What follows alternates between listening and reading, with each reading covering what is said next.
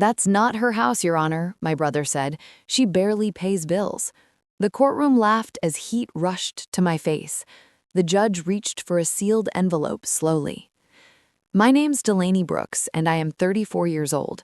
For most of my life, I have felt like a ghost in my own family.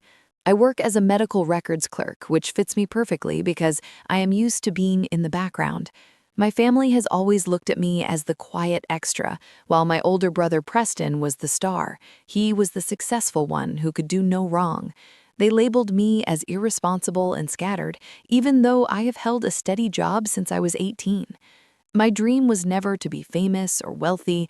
I just wanted one peaceful home where nobody could belittle me or tell me what to do.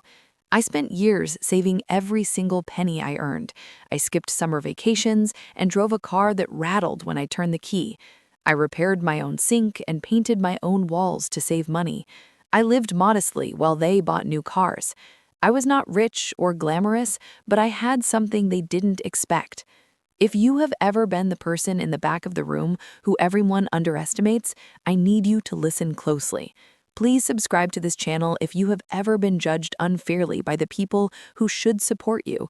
Stick with me, because what happened in that courtroom shocked everyone.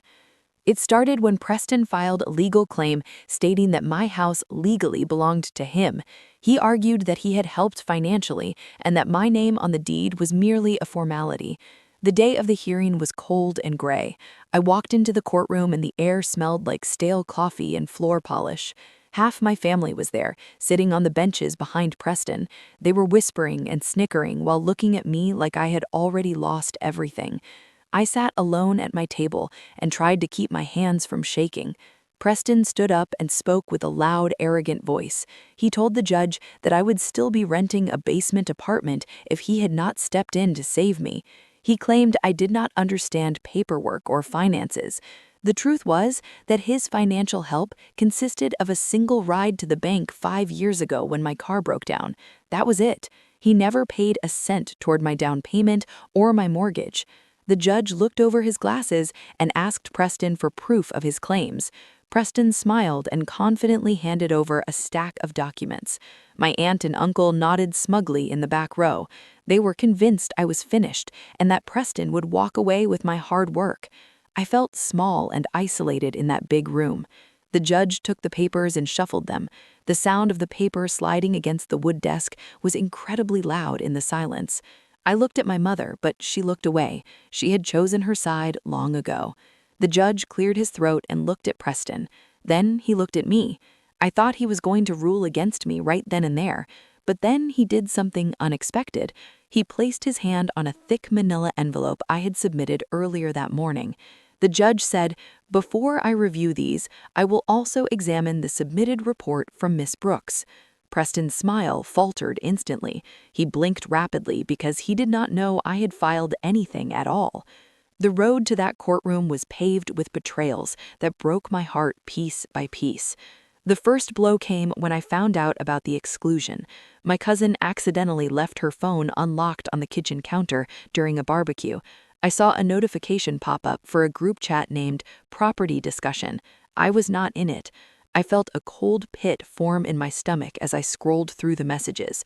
They were already planning how to divide the profits from selling my house.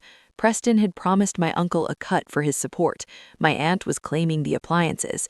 They were carving up my life like a Thanksgiving turkey while I was standing right there in the next room. I took photos of the screen with trembling hands. The second betrayal happened 2 weeks later at a family dinner. We were all sitting around the large dining table. The sound of silverware clinking against china filled the room. Preston was in high spirits. He started talking about the lawsuit as if it was already a done deal. He laughed loudly and pointed his fork at me.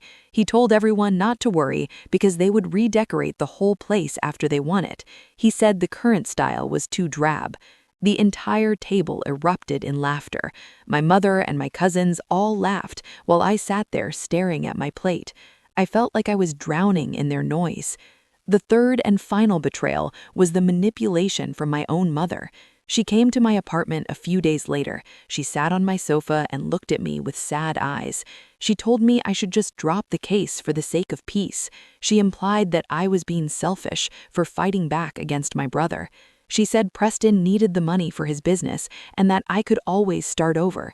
She made it sound like my sacrifice was required for the family to be happy.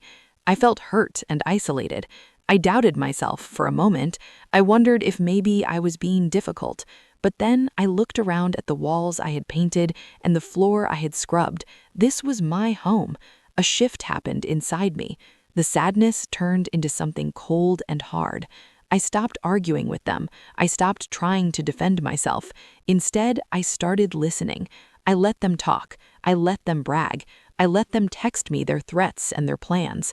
They misread my silence as weakness. They thought I had given up. They had no idea that every time they opened their mouths, they were giving me ammunition. I became a ghost in their presence. I recorded their conversations when legal laws permitted. I saved every email and every voicemail. I organized everything into folders. My fear was replaced by a grim determination. I would not let them take this from me. What they didn't know was that I had been collecting proof for months.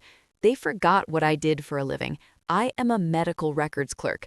My entire job revolves around documentation and attention to detail. I know that if it is not written down, it did not happen. I understand the importance of timestamps and signatures better than they ever could. While they were busy planning how to spend my money, I was spending my nights scanning papers. I sat at my kitchen table until 2 in the morning with only the hum of my laptop for company. I saved voicemails where Preston admitted he had never paid a bill. I organized bank statements that proved every single mortgage payment came from my personal account. I created a timeline that contradicted every lie they told. Preston made a critical mistake because he was too arrogant to be careful. He bragged to a friend on speakerphone about forging a document to make his claim look stronger. He did not know I was in the hallway and heard every word. I wrote down the date and time. I found the document he was talking about in the discovery files. It was a loan agreement dated 3 years ago, but the specific form he used had a revision date at the bottom from only last month. He had used a form that did not even exist at the time he claimed to have signed it. They thought I was clueless. I was actually building a case that was watertight. Every lie they told became another page in my file. I compiled everything into a comprehensive 12-page report. It contained screenshots and transcripts and bank records. It was organized and indexed and undeniable. I did not show it to anyone in the family. I kept it sealed and safe. I wanted them to walk into that courtroom feeling invincible. I wanted them to testify under oath before I revealed what I had. This was not just about the house anymore. It was about proving that I was not the fool they took me for. I had the ultimate weapon in my hands. I had the truth backed by damning evidence. I did not do this entirely alone. I had one ally who appeared when things seemed darkest. Mr. Henderson was an old family lawyer who had worked for my grandfather decades ago. He was retired now, but he still kept his ear to the ground. He contacted me secretly after hearing about the lawsuit through the grapevine. We met in a small diner on the edge of town. The smell of frying bacon and coffee surrounded us. He looked at me with kind eyes and told me that my brother's story did not add up. He said that if I had proof, he would help me present it properly. He did not represent me officially in court, but he became my shadow advisor. He taught me how to format my evidence so the judge would accept it. He showed me how to index my report and where to place the most damaging exhibits. He told me to keep my face smooth and my voice steady. Meanwhile, my family grew more arrogant by the day. Preston actually brought a contractor to my house one afternoon while I was at work. My neighbor called me to say there were men measuring my windows. I rushed home and found them standing on my lawn. Preston told me to relax and said he was just getting a head start on the renovations. He acted like he already owned the keys. My aunt sent me a text message asking what color I planned to paint my future bedroom at my mother's house. She assumed I would be moving back in with Mom after I lost. The sheer audacity of it made my blood boil. But I remembered Mr. Henderson's advice. He warned me not to react emotionally. He said I had to let the evidence speak for itself. He told me that their arrogance was good for us because it made them careless. The court date approached slowly. The tension in the air was thick enough to choke on. At the final family gathering before the trial, my relatives boasted publicly about winning. They toasted to Preston's success. They ignored me completely, as if I had already vanished. I sat there sipping my water and listening to the clock on the wall. Tick, tock.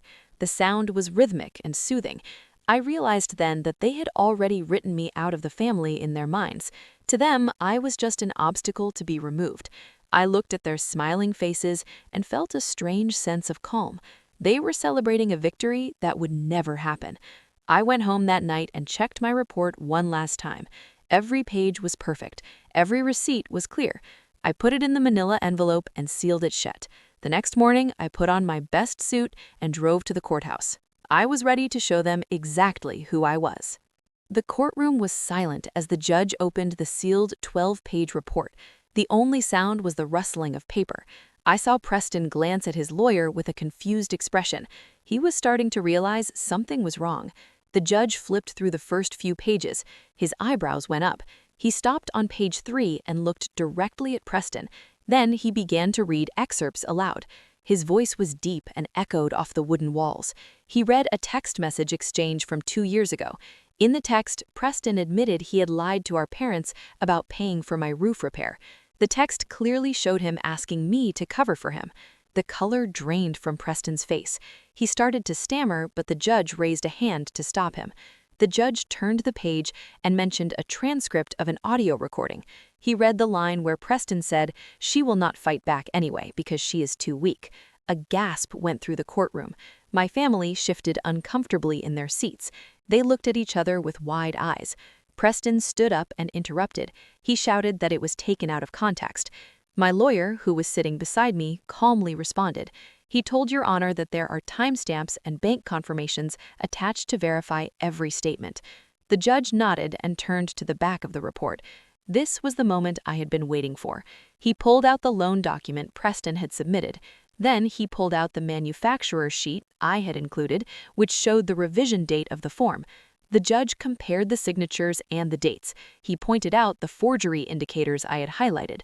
The silence in the room was absolute. It was heavy and cold. My family members began to whisper nervously. Their confidence crumbled right before my eyes. The judge looked at Preston with a stern expression. He stated that the documents the plaintiff submitted appeared to be fraudulent. He warned Preston about the severe legal consequences of submitting false evidence to a court of law. Preston looked like he was going to be sick. He looked back at our mother, but she had her head in her hands. She couldn't even look at him. The judge closed the folder and set it down with a heavy thud. He asked Preston if he had anything else to say. Preston looked at me with pure hatred.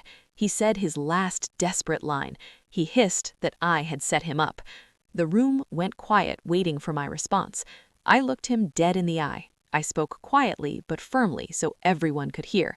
I said, "No, I just kept receipts." The judge dismissed the case immediately with prejudice, which meant Preston could never sue me for the house again. The house was legally confirmed as mine and mine alone. The gavel came down with a sound that felt like freedom. Preston avoided eye contact as he shoved his papers into his briefcase. My relatives rushed out of the courtroom without speaking a word to me. The smug looks were gone. They were replaced with shame and shock. My mother lingered for a moment. She muttered a quiet apology, but she did not meet my eyes. She turned and followed her golden child out the door. Mr. Henderson met me outside on the courthouse steps. The sun had come out and the air felt fresh. He shook my hand and gave me a rare smile. He told me that I did not just defend my house. He said I defended my name. I walked to my car feeling lighter than I had in years. The weight of their judgment was finally gone. I sat in the driver's seat and took a deep breath. I realized that the victory was not really about the bricks and mortar of the house. It was about the proof that I was never weak. They thought my silence meant I had nothing to say. Really, I was just waiting for the right moment to speak. I drove home to my quiet, peaceful house. I walked through the front door and locked it behind me. It was finally, truly mine. This story was about financial betrayal and the pain of public humiliation by family. If you have ever been taken advantage of or falsely accused by the people closest to you, then you know how much it hurts. Please share your experiences in the comments if you have ever been doubted or exploited. Subscribe for more real stories of standing up for yourself. Click hype to help this story reach others who need it. Did this story hit home? Let me know by liking the video and sharing your thoughts in the comments. Click hype to help this story find others who have felt the same way. Your support makes a huge difference.